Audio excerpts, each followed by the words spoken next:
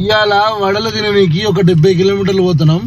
ఖాళీ వడలు తిననీకి. చలో ఎట్లుంటాయో చూద్దాం. అయితే లొకేషన్ ఎక్కడ అనుకుంటారు? మన తిమ్మాపూర్ దాటినాక నుస్లాపూర్ అనే విలేజ్ అనమాట. ఇది హైదరాబాద్ పోయేదారిలో లెఫ్ట్ సైడ్ ఉంటుంది.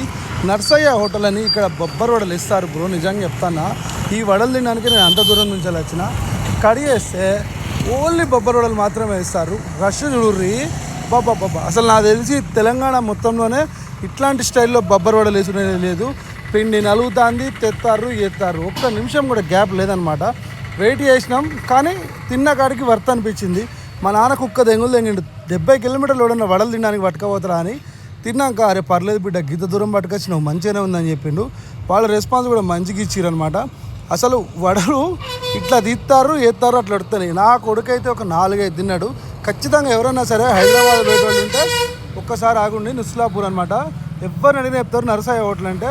ఒక్కసారి వడలు టేస్ట్ చేయర్రి. ఒక హోటల్ వాడికి చెప్తానని అర్థం చేసుకొని అక్కడ ఎంత బాగుందనేది. లొకేషన్ కూడా జస్ట్ లెఫ్ట్ సైడ్లో జనం ఫుల్ కనబడతారు.